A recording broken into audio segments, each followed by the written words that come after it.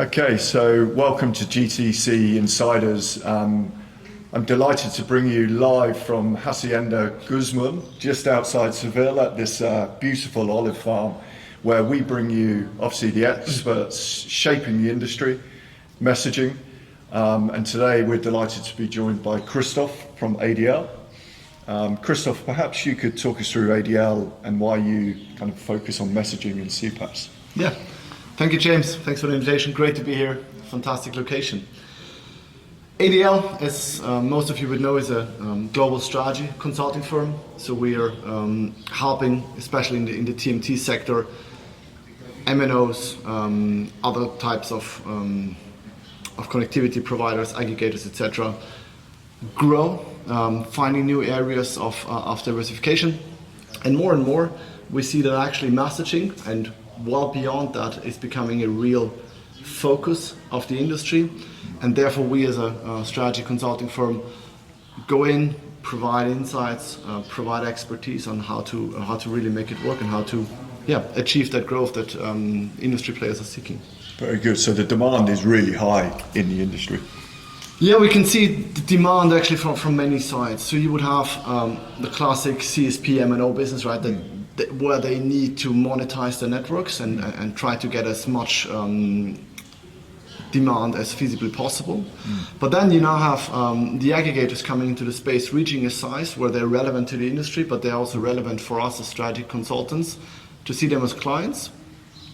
And interestingly enough, now more and more we see private equities and other types of investors going in either at an early stage to grow companies or really try to consolidate the market and achieve a scale in which it becomes interesting to those very large and very institutional investors as well. Fantastic. So ADL obviously has a rich history, and kind of what makes you different from other consultancy businesses? Yeah, we do.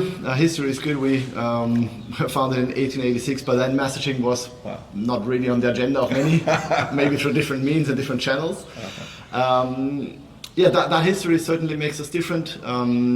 Where we really try to stand out is combining strategy and technology. So we are in the space, in the TMT space, with real technical expertise. So bringing in the strategic concepts, but also going one level deeper, understanding the technology behind, understanding how the technology today and in the future can help to shape more business value.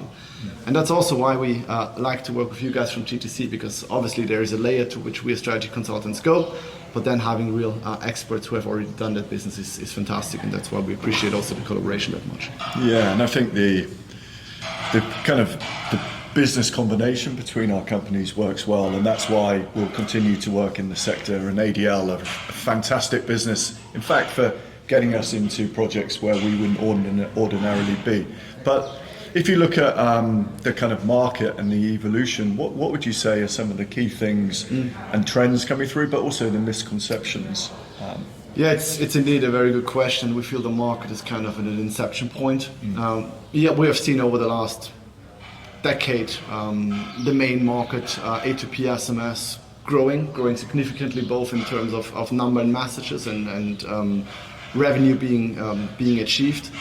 Now we feel that with the current trends in both the termination but also the market prices, that there might be a slowdown in the growth of international A2P, and that companies, irrespective of the size, SMBs, mid-market to large enterprises, are considering different channels to the traditional A2P SMS.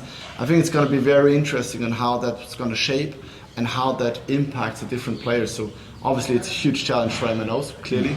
It's a monetization loss, but it's an opportunity for others. What is Google going to do with RCS? What are the OTT players going to do? So it's a really, really interesting point.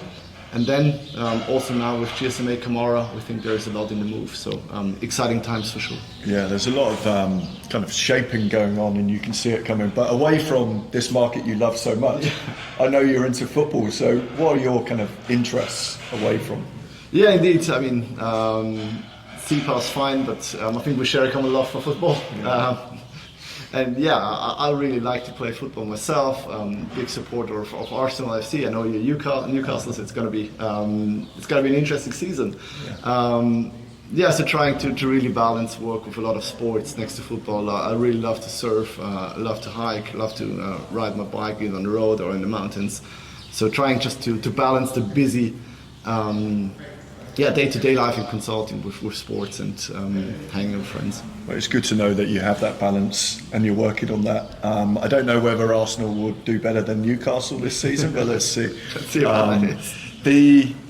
We at GTC have a lot of M&O customers, and they'll be really interested in kind of understanding where they should be focused for growth, because obviously it's a challenge. Where do you see kind of key for them? Yeah, for M&Os, it's really interesting times because, as said before, there is a kind of inception in the traditional A2P business, and obviously a channel shift to OTTs, and that's a challenge, right? But there also is a huge opportunity now for M&Os when it comes to what we call network APIs, so the exposure of other network functions than SMS via APIs, via platforms to the market. If you look today, GSMA Camara has formed. It is a wide body now that brings in a lot of different players, MNOs, hyperscalers, CPaaS players. And yes, it's a fantastic foundation, a fantastic way to standardize. But the real challenge for MNOs will be, how do I monetize those APIs? What are the pricing models they need to put in place? How do I protect my network through for API calls? How do I monetize? Is it a similar concept as it is in A2P, where I insert a gatekeeper? Do I want that? Do I want to outsource that? Ultimately, what's my play? And that's probably a different answer for the large groups. The Vodafones, the Telefonicas, the Deutsche Telecoms, they would have a strategy and a team around that. Of course. But what about the tier 2 and tier 3 operators? How they are gonna monetize that asset and how they're gonna make sure that they're compliant with all the standards and all the requirements of the market. Sounds like a complex kind of It is, yes. thing to navigate through. And you touched upon kind of network APIs, and for me, that's the future of messaging and beyond. Who do you see as the leads in that, and how do you see that market kind of evolving for those players really to come to the forefront? Yeah. So it's obviously early times, and just for the sake of clarity, when we speak network APIs, we speak about device location, we speak about edge routing, we speak about quality on demand, we speak about some more basic functionalities like SIM swap. So really a broad array of different types that can enhance messaging, that can replace messaging, right? And if you ask who's in the forefront, I think it's important to caveat that it's a nascent market, it's just developing. But by the sheer amount of investment, if Ericsson spends 6.2 billion US on a player that's called Vonage, that claims to be a leader there, I think that's a very strong starting point, and that should set them ahead. But obviously there's other players. There's the large MNO groups that are really pushing it. There is obviously Google with a nascent interest in going there, and there will be others. I mean, let's see what the large CPaaS players do. Let's see what Sinch does. Let's see what Twilio does. Let's see what our European friends from Infobip will do ultimately. So I think it's still early, but you can already see that definitely the large MNOs and some of the selected CPaaS players are really trying to form this now and to bring it to the market ASAP.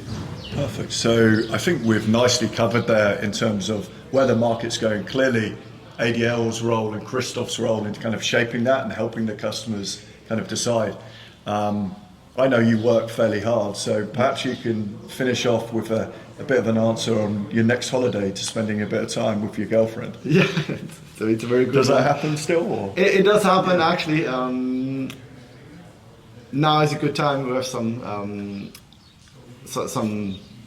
time set aside finally to travel. So we're going to go to Mexico for 3 weeks. A place I've never been before. Really curious to see Mexico City, chill on the beach a bit, surf a bit, hike the jungle. So really trying to get away from the hustle and bustle and calm down a bit and relax. Cool. Well, look, Christoph, thank you so much for joining us. It's been a really insightful session, hearing about your view on the kind of evolution, but more importantly, really enjoy your holiday to Mexico. And on behalf of GTC, I'd just like to say thank you. Thank you, James. Thanks for having me, and yeah, thanks for this session. No problem.